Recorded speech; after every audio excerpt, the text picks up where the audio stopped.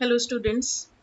Today we will do our third chapter of supplementary section of our book. Name of this chapter is Pulli and this is written by K.A. Abbas. Khwaja Ahmad Abbas.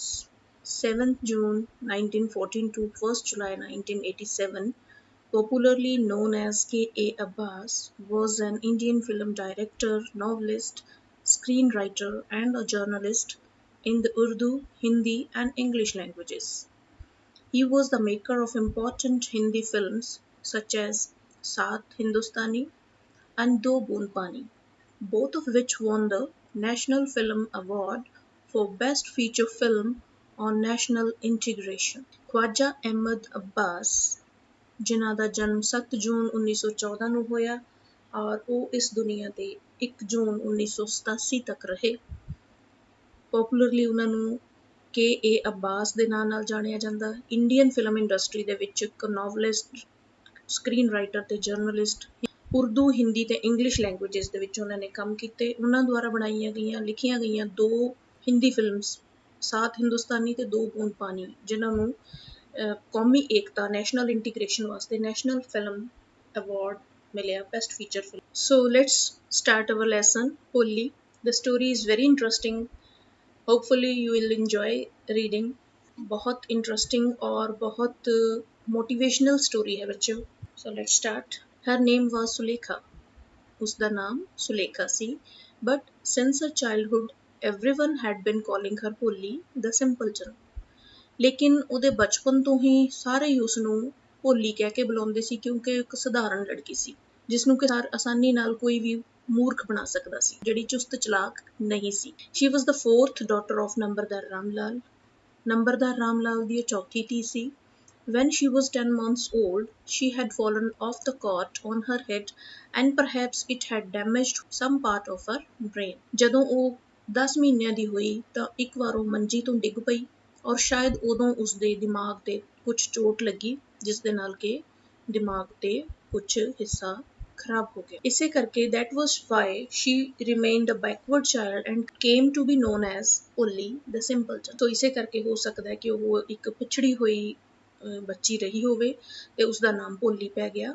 At birth the child was very fair and pretty।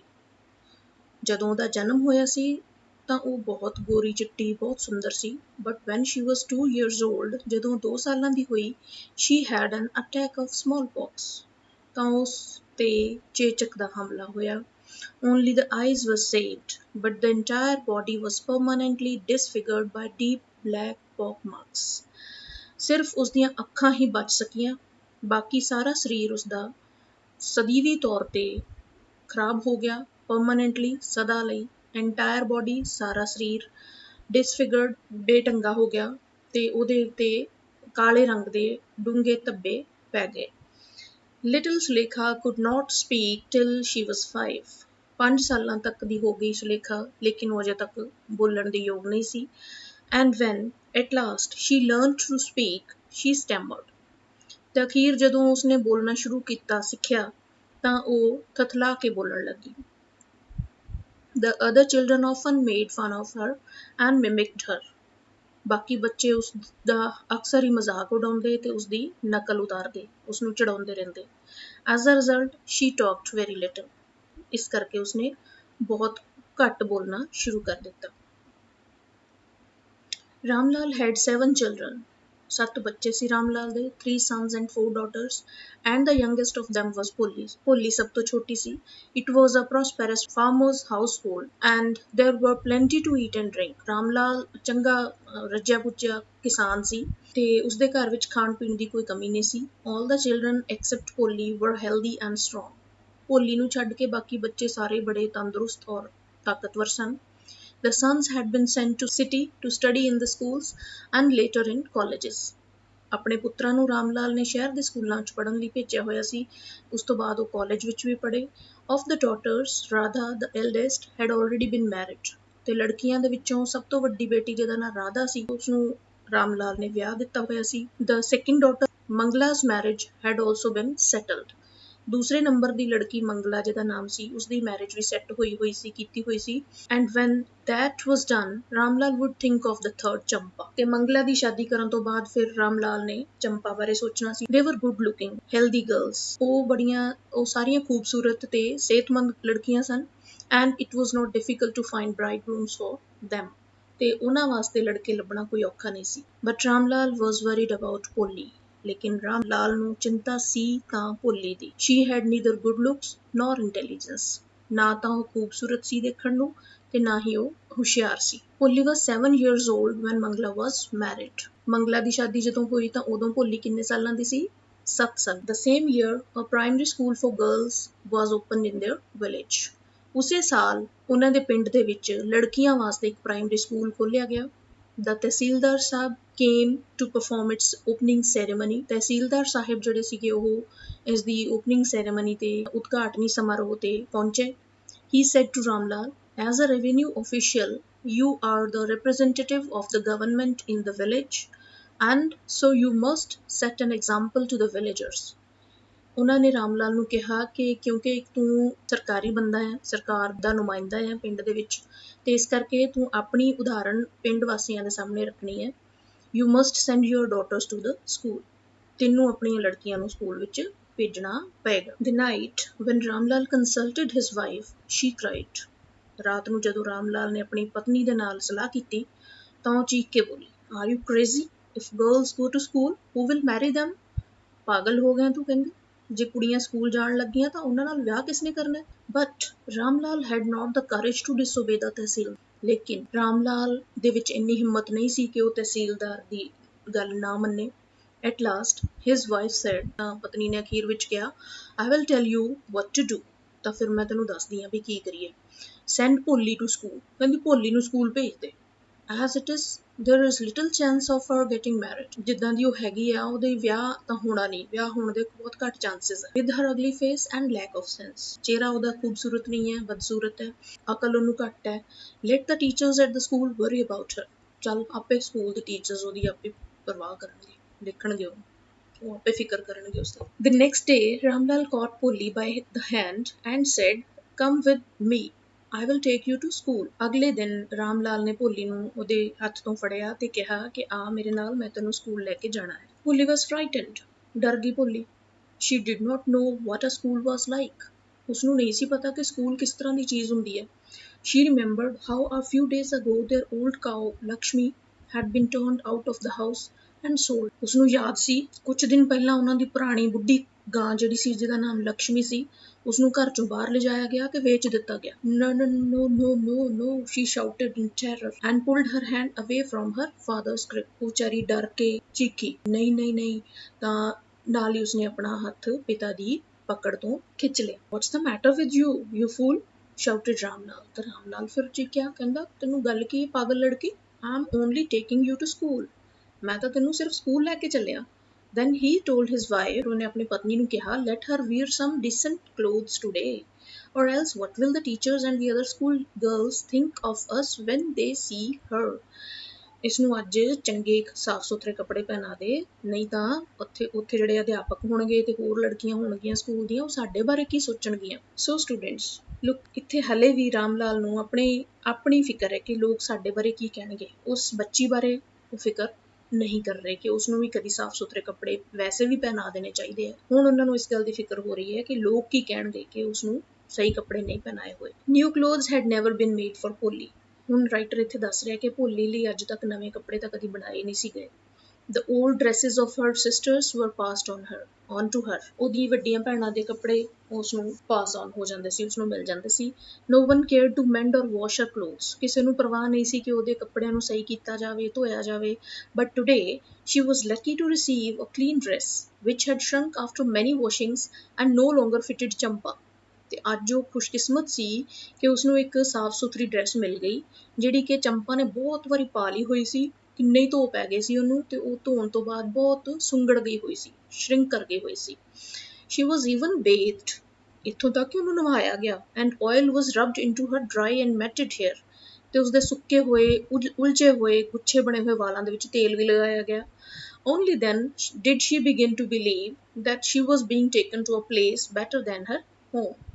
ਫਿਰ ਜਾ ਕੇ ਉਸਨੂੰ ਥੋੜਾ ਜਿਹਾ ਇਸ ਤਰ੍ਹਾਂ ਲੱਗਿਆ ਕਿ ਅੱਜ ਉਸਨੂੰ ਉਸਦੇ ਘਰ ਨਾਲੋਂ ਕਿਸੇ ਵਧੀਆ ਥਾਂ ਤੇ ਲਿਜਾਇਆ ਜਾ ਰਿਹਾ। When they reached the school, the children were already in their classrooms. School ਜਦੋਂ ਪਹੁੰਚੇ ਤਾਂ ਬੱਚੇ ਪਹਿਲਾਂ ਤੋਂ ਹੀ ਆਪਣੇ ਆਪਣੇ ਕਲਾਸਰੂਮਸ ਦੇ ਵਿੱਚ ਗਏ ਹੋਏ ਬੈਠੇ ਸੀਗੇ।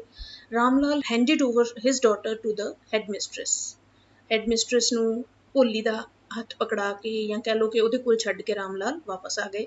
Left alone, the poor girl looked about her with fear-laden eyes. ਹੁਣ ਉਹ ਇਕੱਲੀ ਉੱਥੇ ਰਹਿ ਗਈ ਤੇ ਬੜੇ ਡਰ ਕੇ ਹੈਡਮਿਸਟਰਸ ਵੱਲ ਦੇਖਣ ਲੱਗੀ। There were several rooms, and in each room girls like her squatted on mats reading from books. ਕਹਿੰਦੇ ਕਿ ਉੱਥੇ ਬਹੁਤ ਸਾਰੇ ਹੋਰ ਵੀ ਕਮਰੇ ਸੀ ਤੇ ਹਰ ਕਮਰੇ ਦੇ ਵਿੱਚ ਟਾਟ ਵਿਛੇ ਹੋਏ ਸੀਗੇ, ਉਹਨਾਂ ਦੇ ਉੱਪਰ ਪੈਰਾਂ ਦੇ ਭਾਰ ਬੈਠੀਆਂ ਹੋਈਆਂ ਸੀਗੀਆਂ ਤੇ ਆਪਣੀਆਂ ਕਿਤਾਬਾਂ ਪੜ੍ਹ ਰਹੀਆਂ ਸੀ। ਔਰ ਰਾਈਟਿੰਗ ਔਨ ਸਲੇਟਸ, ਜਾਂ ਫਿਰ ਕਈ ਲੜਕੀਆਂ ਸਲੇਟਾਂ ਤੇ ਲਿਖ ਰਹੀਆਂ ਸੀ।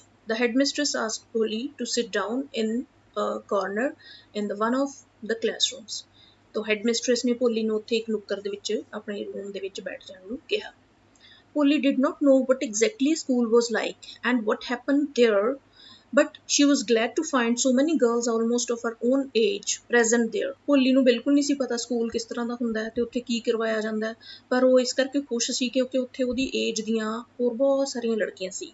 She hoped that one of these girls might become her friend. ਉਹਨੂੰ ਆਸ ਸੀ ਕਿ ਇਹਨਾਂ ਸਾਰੀਆਂ ਲੜਕੀਆਂ ਦੇ ਵਿੱਚੋਂ ਕੋਈ ਨਾ ਕੋਈ ਲੜਕੀ ਉਸਦੀ ਫਰੈਂਡ ਜ਼ਰੂਰ ਬਣ ਜਾਏਗੀ। The lady teacher who was in the class was saying something to the girls, but Polly could understand nothing. ਉੱਥੇ ਜਿਹੜੇ ਅਧਿਆਪਕਾ ਸੀਗੇ ਉਹ ਕਲਾਸ ਦੇ ਵਿੱਚ ਬਾਕੀ ਬੱਚਿਆਂ ਲੜਕੀਆਂ ਨੂੰ ਕੁਝ ਦੱਸ ਰਹੇ ਸੀ, ਕਹਿ ਰਹੇ ਸੀ, ਪਰ ਭੋਲੀ ਨੂੰ ਕੁਝ ਵੀ ਸਮਝ ਨਹੀਂ ਸੀ ਆ ਰਹੀ। She looked at the pictures on the walls. The colors fascinated her. ਹੁਣ ਉਹ ਆਲੇ ਦੁਆਲੇ ਕੰਧਾਂ ਦੇ ਉੱਤੇ ਜਿਹੜੀਆਂ ਪਿਕਚਰਸ ਲੱਗੀਆਂ ਹੋਈਆਂ ਸੀ ਉਹਨਾਂ ਨੂੰ ਦੇਖਣ ਲੱਗੀ, ਜਿਹੜੇ ਉਹਨਾਂ ਦੇ ਵਿੱਚ ਰੰਗ ਬਰੰਗੀਆਂ ਫੋਟੋਆਂ ਸੀ ਉਹਨਾਂ ਨੇ ਉਸਨੂੰ ਬਹੁਤ ਆਕਰਸ਼ਿਤ ਕੀਤਾ। The horse was brown, just like the horse on which the tehsildar had come to visit their village. ਘੋੜੇ ਦੀ ਫੋਟੋ ਸੀ ਜਿਹੜਾ ਕਿ ਬਰਾਊਨ ਰੰਗ ਦਾ ਸੀ ਤੇ ਉਹ ਸੇਮ ਉਹ ਜਿਹਾ ਘੋੜਾ ਸੀ ਜਿਸ ਘੋੜੇ ਤੇ ਤਹਿਸੀਲਦਾਰ ਪਿੰਡ ਵਿੱਚ ਆਇਆ ਕਰਦੇ ਸੀ। The goat was black like the goat of their neighbors. ਹੁਣ ਉਹ ਵੇਖਣ ਲੱਗੀ ਹੋਰ ਫੋਟੋ, ਉਹਨੂੰ ਲੱਗਿਆ ਕਿ ਜਿਹੜੀ ਬੱਕਰੀ ਕਾਲੇ ਰੰਗ ਦੀ ਹੈ ਇਹ ਸੇਮ ਜਿਹੜੀ ਉਹਨਾਂ ਦੇ ਗੁਆਂਢੀਆਂ ਦੀ ਬੱਕਰੀ ਉਹਦੇ ਵਰਗੀ ਦਿਖਦੀ ਪਈ ਹੈ। The parrot was green like the parrots she had seen in the mango orchard. ਤੇ ਜਿਸ ਤਰ੍ਹਾਂ ਦੇ ਤੋਤੇ ਉਹ ਅੰਬਾਂ ਦੇ ਬਾਗ ਦੇ ਵਿੱਚ ਦੇਖਦੀ ਹੈ ਹਰੇ ਰੰਗ ਦੇ, ਉਸੇ ਤਰ੍ਹਾਂ ਦਾ ਤੋਤੇ ਦੀ ਫੋਟੋ ਬਣੀ ਹੋਈ ਸੀ। And the cow was just like their Lakshmi. ਤੇ ਉਹ ਗਾਂ ਜਿਹੜੀ ਸੀ ਉਹਨਾਂ ਦੀ ਲక్ష్ਮੀ ਵਰਗੀ ਹੋਈ ਸੀ। And suddenly Polly noticed that the teacher was standing by her, smiling at her. ਅਚਾਨਕ ਭੋਲੀ ਨੇ ਦੇਖਿਆ, ਧਿਆਨ ਦਿੱਤਾ ਕਿ ਟੀਚਰ ਜਿਹੜੇ ਸੀ ਉਹਦੇ ਕੋਲ ਖੜੇ ਸੀ ਤੇ ਉਹਦੇ ਵੱਲ ਦੇਖ ਕੇ ਮੁਸਕਰਾ ਰਹੇ ਸੀ। What's your name, little one? ਤਾਂ ਟੀਚਰ ਨੇ ਪੁੱਛਿਆ ਕਿ ਛੋਟੀ ਲੜਕੀ ਤੇਰਾ ਨਾਮ ਕੀ ਹੈ? ਭੋ she could stammer no further than that. ਇੰਨਾ ਕੁ ਉਹ ਕਹਿ ਸਕੀ, ਇਸ ਤੋਂ ਅੱਗੇ ਉਹ ਬੋਲ ਨਾ ਸਕੀ, ਥਥਲਾ ਰਹੀ ਸੀ। Then she began to cry and tears flowed from her eyes in a helpless flood. ਤਾਂ ਉਸਦੀਆਂ ਅੱਖਾਂ ਦੇ ਵਿੱਚੋਂ ਅੱਥਰੂ ਵਹਿਣੇ ਸ਼ੁਰੂ ਹੋ ਗਏ, ਰੋਣਾ ਸ਼ੁਰੂ ਕਰ ਦਿੱਤਾ ਉਹਨੇ। ਇਸ ਤਰ੍ਹਾਂ ਅੱਥਰੂ ਦਾ ਹੜ ਵਗ ਰਿਹਾ ਸੀ, ਰੋਕ ਨਹੀਂ ਸੀ ਸਕਦੀ ਪਈ ਉਹਨਾਂ ਨੂੰ। She kept her head down as she sat in her corner, not daring to look up at the girls who she knew were still laughing at her. ਆਪਣੀ ਨੁੱਕਰ ਦੇ ਵਿੱਚ ਸਿਰ ਸੁੱਟ ਕੇ ਉਹ ਬੈਠ ਗਈ। ਉੱਪਰ ਨੂੰ ਉਹ ਦੇਖਣ ਦੀ ਹਿੰਮਤ ਨਹੀਂ ਸੀ ਕਰ ਪਾ ਰਹੀ ਕਿਉਂਕਿ ਉਸਨੂੰ ਪਤਾ ਸੀ ਕਿ ਲੜਕੀਆਂ ਉਸਦੇ ਉੱਪਰ ਅਜੇ ਵੀ ਹੱਸ ਰਹੀਆਂ ਸਨ। When the school bell rang, all the girls scurried out of the classrooms, but Polly dared not leave her corner. ਜਦੋਂ ਸਕੂਲ ਦੀ ਘੰਟੀ ਵੱਜ ਗਈ ਸਾਰੀਆਂ ਲੜਕੀਆਂ ਫਟਾਫਟ ਕਲਾਸਰੂਮਸ ਚੋਂ ਬਾਹਰ ਭੱਜ ਗਈਆਂ, ਦੌੜ ਗਈਆਂ, ਬਟ ਜਿਹੜੀ ਭੋਲੀ ਸੀ ਉਸ ਦੀ ਹਿੰਮਤ ਨਹੀਂ ਸੀ ਹੋਈ ਆਪਣੀ ਨੁੱਕਰ ਚੋਂ ਉੱਠਣ ਦੀ। Her head still lowered, she kept on sobbing. ਉਹਦਾ ਸਿਰ ਅਜੇ ਵੀ ਥੱਲੇ ਸੀ ਤੇ ਉਹ ਸਿਸਕੀਆਂ ਲੈ ਕੇ ਰੋ ਰਹੀ ਸੀ। sobbing, ਸਿਸਕੀਆਂ ਲੈ ਕੇ ਰੋਣਾ। ਭੋਲੀ, the teacher's voice was so soft and soothing. ਤਾਂ ਟੀਚਰ ਨੇ ਉਹਨੂੰ ਬੜੇ ਹੀ ਪਿਆਰ ਨਾਲ, ਬੜੀ ਨਰਮ ਔਰ ਬਹੁਤ ਚੰਗੀ ਲੱਗਣ ਵਾਲੀ ਆਵਾਜ਼ ਦੇ ਨਾਲ ਉਸਦਾ ਨਾਮ ਬੋਲਿਆ। In all her life, she had never been called like that. ਉਸਦੀ ਸਾਰੀ ਉਮਰ ਦੇ ਵਿੱਚ ਉਸਨੂੰ ਇੰਨੇ ਪਿਆਰ ਦੇ ਨਾਲ ਉਸਦਾ ਨਾਮ ਕਦੀ ਕਿਸੇ ਨੇ ਨਹੀਂ ਸੀ ਬੋਲਿਆ। It touched her heart. ਉਸਦੇ ਦਿਲ ਨੂੰ ਛੂ ਗਿਆ। Get up, said the teacher. It was not a command, but just a friendly suggestion. ਤਾਂ ਉਸਦੇ ਟੀਚਰ ਨੇ ਉਸਨੂੰ ਖੜੇ ਹੋਣ ਲਈ ਕਿਹਾ, ਹੁਕਮ ਨਹੀਂ ਦਿੱਤਾ ਬਲਕਿ ਇੱਕ ਦੋਸਤਾਂ ਵਾਂਗ ਇੱਕ ਸਲਾਹ ਦਿੱਤੀ। Polly got up. ਭੋਲੀ ਖੜੀ ਹੋ ਗਈ। Now tell me your name. ਹੁਣ ਮੈਨੂੰ ਤੂੰ ਆਪਣਾ ਨਾਮ ਦੱਸ। Sweat broke out over her whole body. ਸਾਰਾ ਸਰੀਰ ਉਹਦਾ ਪਸੀਨੇ ਨਾਲ ਭਿੱਜ ਗਿਆ, ਪਸੀਨੋ ਪਸੀਨੀ ਹੋ ਗਈ। Would her stammering tongue again disgrace her? ਕੀ ਉਸਦੀ ਥਥਲਾਂਦੀ ਹੋਈ ਜ਼ੁਬਾਨ ਇੱਕ ਵਾਰ ਫਿਰ ਉਸਦੀ ਬੇਇੱਜ਼ਤੀ ਕਰਵਾਏਗੀ? Disgrace, ਬੇਇੱਜ਼ਤੀ, ਟੰਗ, ਜ਼ੁਬਾਨ, stammering, ਥਥਲਾਉਣਾ। For the sake of this kind woman, however, she decided to make an effort. ਲੇਕਿਨ ਇਸ ਚੰਗੀ ਔਰਤ ਵਾਸਤੇ ਉਸਨੇ ਫੈਸਲਾ ਕੀਤਾ ਕਿ ਇੱਕ ਵਾਰ ਉਹ ਕੋਸ਼ਿਸ਼ ਕਰੇਗੀ। She had such a soothing voice, she would not laugh at her. ਉਸਦੀ ਆਵਾਜ਼ ਕਿੰਨੀ ਪਿਆਰੀ ਹੈ, ਉਹ ਤਾਂ ਇੱਥੇ ਬਿਲਕੁਲ ਨਹੀਂ ਹੱਸੇਗੀ। ਭੋ, she began to stammer. ਫਿਰ ਉਸਨੇ ਥਥਲਾਉਣਾ ਸ਼ੁਰੂ ਕਰ ਦਿੱਤਾ। Well done, the teacher encouraged her. Teacher ਨੇ ਉਸਨੂੰ ਹੋਰ ਹੌਸਲਾ ਅਫਜ਼ਾਈ ਉਹਦੀ ਕੀਤੀ। Come on, now the full name. ਚੱਲ ਸ਼ਾਬਾਸ਼, ਹੁਣ ਸਾਰਾ ਨਾਮ ਬੋਲ। ਭੋਲੀ. At last she was able to say it and felt relieved as if it was a great achievement. ਸੋ ਅਖੀਰ ਦੇ ਵਿੱਚ ਉਸਨੇ ਆਪਣਾ ਨਾਮ ਬੋਲ ਦਿੱਤਾ ਤੇ ਬਹੁਤ ਆਰਾਮ ਮਹਿਸੂਸ ਕੀਤਾ ਕਿ ਉਸਨੇ ਇੱਕ ਬਹੁਤ ਵੱਡੀ ਪ੍ਰਾਪਤੀ ਕਰ ਲਈ। Well done, the teacher patted her affectionately. ਬੜੇ ਪਿਆਰ ਦੇ ਨਾਲ, ਬੜੇ ਚੰਗੇ ਤਰੀਕੇ ਦੇ ਨਾਲ ਟੀਚਰ ਨੇ ਉਸਦੀ ਪਿੱਠ ਥਾਪੜੀ ਤੇ ਉਸਨੂੰ ਬਹੁਤ ਚੰਗਾ ਕਿਹਾ। Put the fear out of your heart and you will be able to speak like anyone else. ਆਪਣੇ ਦਿਲ ਵਿੱਚੋਂ ਡਰ ਬਾਹਰ ਕੱਢ ਕੇ ਰੱਖ ਦੇ, ਤਾਂ ਤੂੰ ਬਾਕੀ ਲੋਕਾਂ ਵਾਂਗ, ਬਾਕੀਆਂ ਵਾਂਗ ਹੀ ਬੋਲ ਸਕੇਂਗੀ। Polly looked up as if to ask, really? ਭੋਲੀ ਨੇ ਉੱਪਰ ਇੰਜ ਦੇਖਿਆ ਜਿਵੇਂ ਪੁੱਛ ਰਹੀ ਹੋਵੇ ਕਿ ਸੱਚੀ? Yes, it will be very easy. ਹਾਂਜੀ, ਬਿਲਕੁਲ, ਇਹ ਬਹੁਤ ਆਸਾਨ ਹੈ। You will just come to school every day. ਤੂੰ ਹਰ ਰੋਜ਼ ਸਕੂਲ ਆਇਆ ਕਰ। Will you come? ਆਏਂਗੀ ਨਾ? Polly nodded. ਭੋਲੀ ਨੇ ਸਿਰ ਮਾਰਿਆ। No, say it aloud. ਨਹੀਂ, ਉੱਚੀ ਬੋਲ ਕੇ ਦੱਸ। Yes. And Polly herself was astonished that she had been able to say it. ਤੇ ਭੋਲੀ ਆਪ ਹੈਰਾਨ ਹੋ ਗਈ ਆਪਣੇ ਆਪ ਤੇ ਕਿ ਉਸਨੇ ਇਹ ਅੱਖਰ ਬੋਲ ਦਿੱਤਾ ਹੈ। Didn't I tell you? Now take this book. ਮੈਂ ਦੱਸਿਆ ਸੀ ਨਾ ਤੈਨੂੰ, ਤੂੰ ਬੋਲ ਸਕਦੀ ਹੈ, ਹੁਣ ਤੂੰ ਇਹ ਬੁੱਕ ਲੈ। The book was full of nice pictures and pictures were in color. Dog, cat, goat, horse, parrot, tiger and cow, just like Lakshmi. ਉਸ ਬੁੱਕ ਦੇ ਵਿੱਚ ਸਾਰੀਆਂ ਰੰਗਦਾਰ ਪਿਕਚਰ ਸੀਗੀਆਂ। And with every picture was a word in big black letters. ਤੇ ਹਰ picture ਦੇ ਨੀਚੇ ਉਹਦਾ ਵੱਡਾ ਕਾਲੇ ਅੱਖਰਾਂ ਦੇ ਵਿੱਚ ਨਾਮ ਲਿਖਿਆ ਹੋਇਆ ਸੀ। In a month you will be able to read this book. ਇੱਕ ਮਹੀਨੇ 'ਚ ਤੂੰ ਇਹ ਬੁੱਕ ਪੜ੍ਹ ਲਵੇਂਗੀ। Then I will give you a bigger book. ਫਿਰ ਮੈਂ ਇਸ ਤੋਂ ਵੱਡੀ ਬੁੱਕ ਦਿਆਂਗੀ। And then still bigger one. ਤੇ ਫਿਰ ਇਸ ਤੋਂ ਵੀ ਵੱਡੀ ਇੱਕ ਬੁੱਕ ਦਿਆਂਗੀ। In time you will be more learned. ਤੇ ਫਿਰ ਤੂੰ ਬਹੁਤ ਪੜ੍ਹ ਲਿਖ ਜਾਏਂਗੀ than anyone else in the village. ਪਿੰਡ ਵਿੱਚ ਕੋਈ ਵੀ ਇੰਨਾ ਨਹੀਂ ਪੜ੍ਹਿਆ ਹੋਵੇਗਾ। Then no one will ever be able to laugh at you. ਫਿਰ ਪਿੰਡ ਵਿੱਚ ਕੋਈ ਵੀ ਤੇਰੇ ਤੇ ਹੱਸ ਨਹੀਂ ਸਕੇਗਾ। People will listen to you with respect and you will be able to speak without the slightest stammer. ਲੋਕ ਤੇਰੀ ਗੱਲ ਨੂੰ ਬੜੀ ਇੱਜ਼ਤ ਨਾਲ ਸੁਣਨਗੇ ਤੇ ਤੂੰ ਵੀ ਬਿਨਾਂ ਥਲਾਏ ਹੋਏ, ਜਰਾ ਜਿੰਨਾ ਵੀ ਥਥਲਾਏਗੀ ਨਹੀਂ, ਤੂੰ ਬਹੁਤ ਵਧੀਆ ਤਰੀਕੇ ਨਾਲ ਬੋਲ ਸਕੇਂਗੀ। ਅੰਡਰਸਟੈਂਡ? ਸਮਝ ਗਈ? Now go home and come back early tomorrow morning. ਹੁਣ ਤੂੰ ਘਰ ਜਾ ਤੇ ਸਵੇਰੇ ਜਲਦੀ ਸਕੂਲ ਆ ਜਾਵੇ। Polly felt as if suddenly all the bells in the village temple were ringing and trees in front of the schoolhouse had blossomed into big red flowers.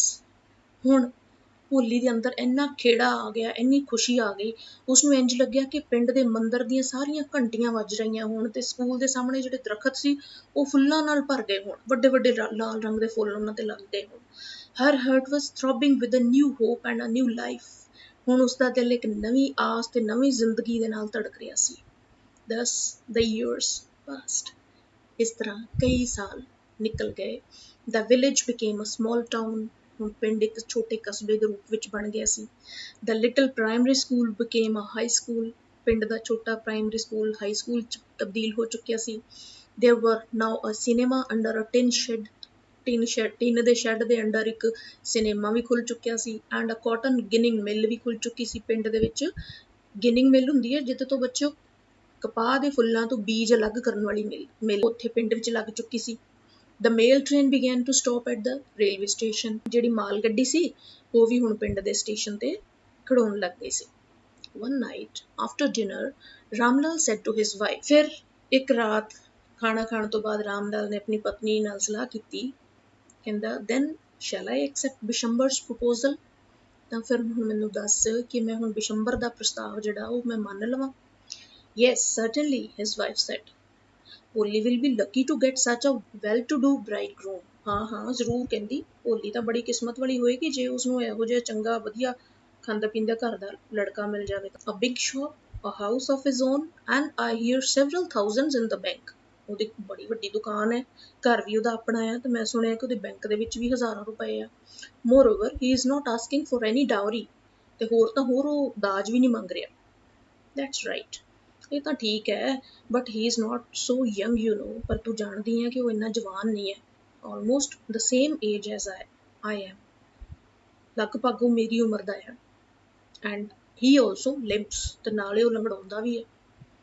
Moreover, the children from his first wife are quite grown up. ਹੋਰ ਤਾਂ ਹੋਰ ਉਹਦੀ ਪਹਿਲੀ ਪਤਨੀ ਦੇ ਜਿਹੜੇ ਬੱਚੇ ਆ ਉਹ ਵੀ ਕਾਫੀ ਵੱਡੇ ਹੋ ਗਏ ਹੋਏ ਆ। So what does it matter?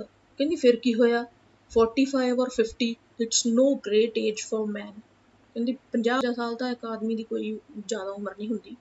So we are lucky that he is from another village. ਅਸੀਂ ਤਾਂ ਕਿਸਮਤ ਵਾਲੇ ਹਾਂ ਵੀ ਉਹ ਸਾਡੇ ਪਿੰਡ ਦਾ ਨਹੀਂ ਹੈ, ਹੋਰ ਕਿਸੇ ਪਿੰਡ ਦਾ, ਦੂਜੇ ਪਿੰਡ ਦਾ।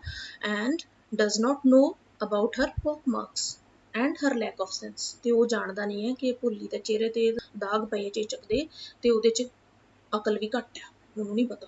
If we don't accept this proposal, she may remain unmarried all her life. ਜੇ ਅਸੀਂ ਇਹ ਹੁਣ ਉਹਦਾ ਪ੍ਰਸਤਾਵ ਨਾ ਮੰਨਿਆ ਤਾਂ ਭੋਲੀ ਨੇ ਸਾਰੀ ਉਮਰ ਕੁਆਰੀ ਰਹਿ ਜਾਣਾ। Yes, but I wonder what Bholi will say. Ram Lal ਕਹਿੰਦਾ ਕਿ ਹਾਂ ਤੇਰੀ ਗੱਲ ਠੀਕ ਹੈ, ਪਰ ਪਤਾ ਨਹੀਂ ਹੁਣ ਭੋਲੀ ਕੀ ਕਵੇਗੀ। What will that witless one say? She is like a dumb cow. ਉਸਨੇ ਕੀ ਕਹਿਣਾ, ਕਹਿੰਦੇ ਉਹ ਤਾਂ ਵਿਚਾਰੀ ਬੇਜ਼ੁਬਾਨੀ ਗਾਂ ਵਰਗੀ ਹੈ, ਉਹਨੇ ਕੀ ਕਹਿਣਾ। Maybe you are right, muttered Ram Lal. ਹਾਂ ਹੋ ਸਕਦਾ ਹੈ ਤੂੰ ਠੀਕ ਹੋਵੇਂ। In the other corner of the courtyard, ਵਿਹੜੇ ਦੇ ਦੂਸਰੇ ਨੁੱਕਰ ਦੇ ਵਾਲੀ ਸਾਈਡ ਤੇ ਭੋਲੀ lay awake on her cot. ਆਪਣੀ ਮੰਜੀ ਤੇ ਭੋਲੀ ਲੰਮੀ ਪਈ ਹੋਈ ਸੀ, ਜਾਗ ਰਹੀ ਸੀ। Listening to her parents' whispered conversation.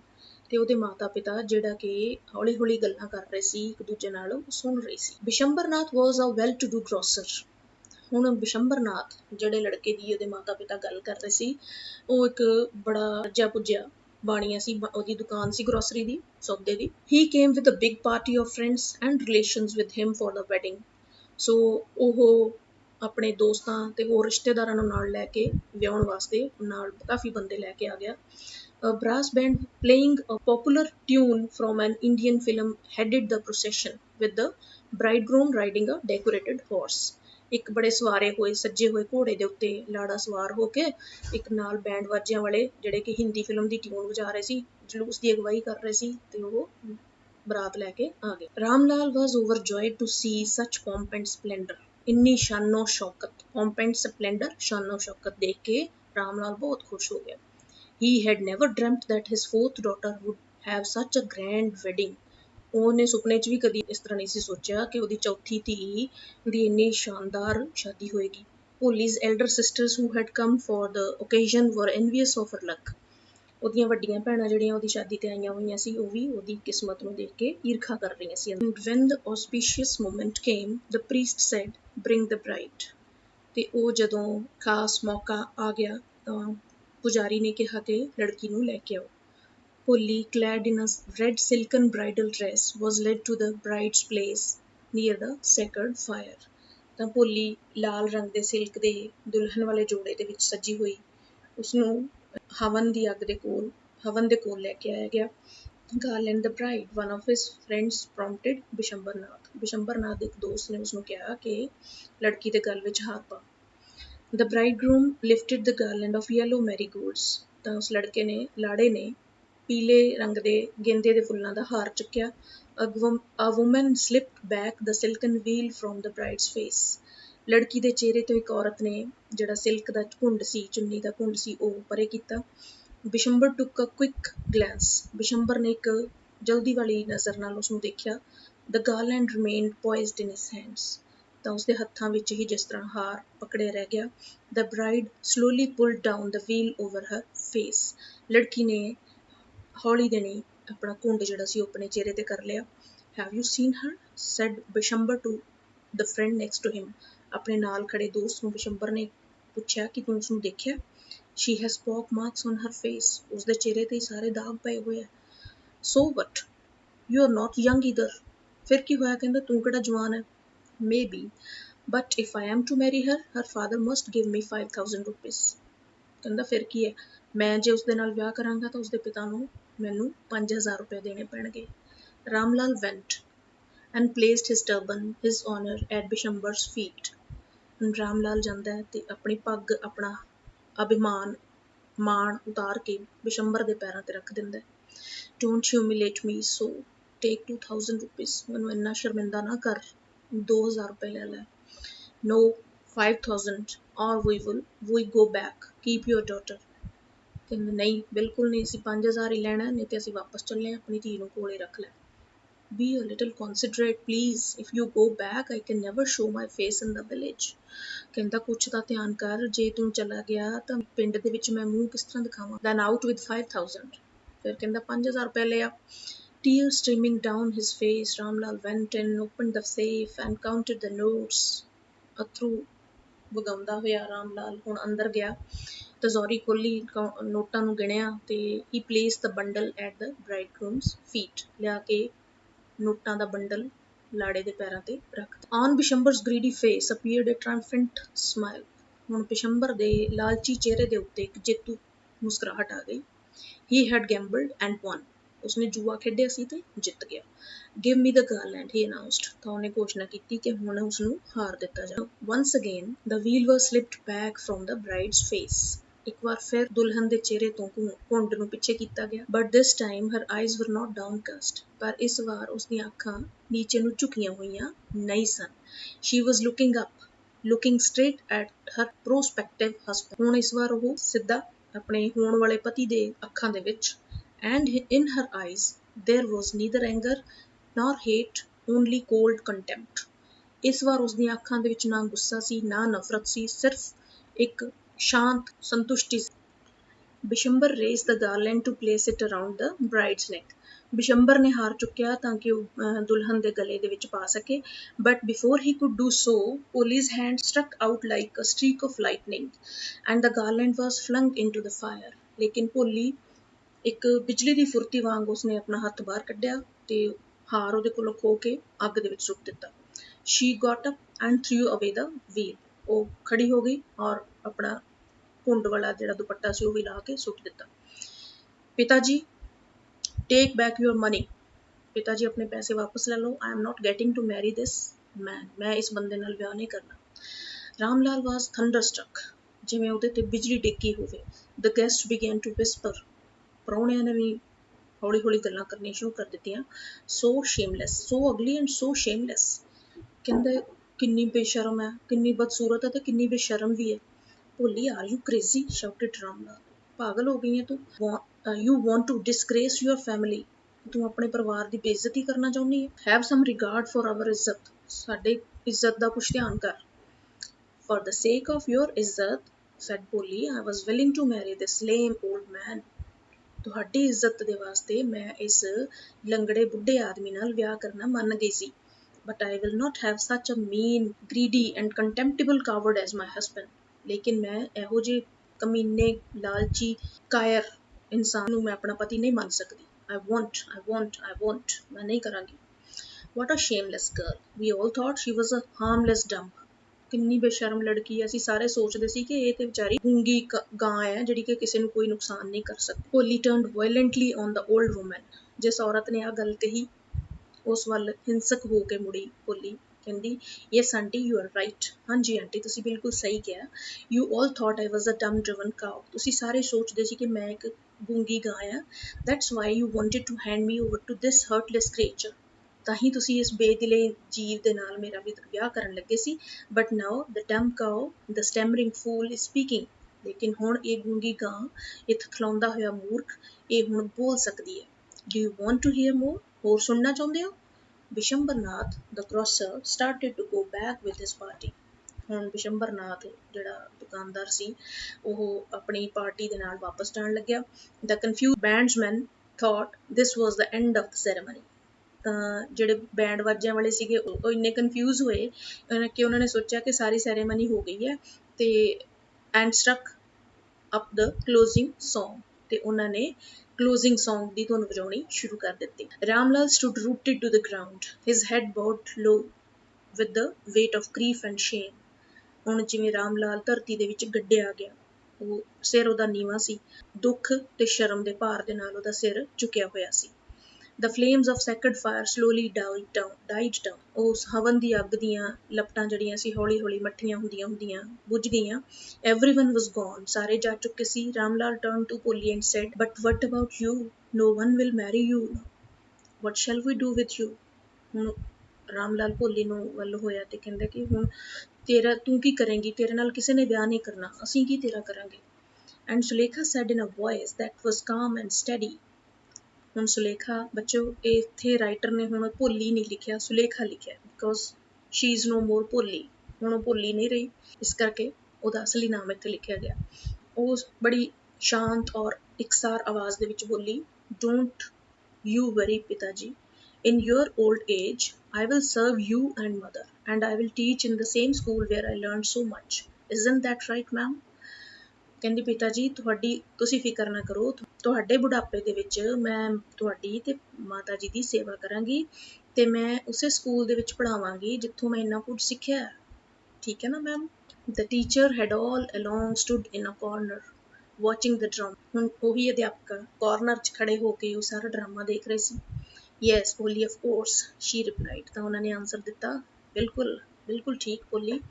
And in her smiling eyes was the light of a deep satisfaction that an artist feels when he contemplates the completion of his masterpiece. ਉਸ teacher ਦੀਆਂ ਅੱਖਾਂ ਦੇ ਵਿੱਚ ਉਸ ਵੇਲੇ ਉਹ ਰੋਸ਼ਨੀ ਸੀ, ਉਹ ਤਸੱਲੀ ਭਰੀ, ਉਹ ਡੂੰਘੀ ਰੋਸ਼ਨੀ ਸੀ ਜਿਹੜੀ ਕਿ ਇੱਕ ਕਲਾਕਾਰ ਜਦੋਂ ਆਪਣੀ ਸਭ ਤੋਂ ਵਧੀਆ ਕਲਾਕ੍ਰਿਤੀ ਨੂੰ ਬਣਾਉਂਦਾ ਤਾਂ ਉਹਨੂੰ ਖੁਸ਼ੀ ਹੁੰਦੀ ਹੈ, ਉਸ ਤਰ੍ਹਾਂ ਦੀ ਖੁਸ਼ੀ ਉਸ ਵੇਲੇ ਅਧਿਆਪਕਾਂ ਨੂੰ ਹੋ ਰਹੀ ਸੀ। So students, this is a wonderful story, very emotional too.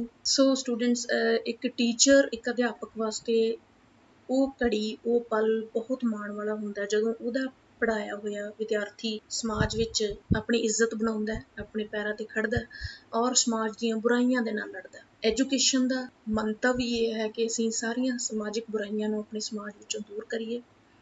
So there is a lot of things we have to learn from this chapter. So next to this is glossary, difficult words and short answer type questions and long answer type questions. We will do another day. So this is all for today. Hope you enjoyed the lesson. Just read once or twice the story from your books. Okay, thank you. Take care.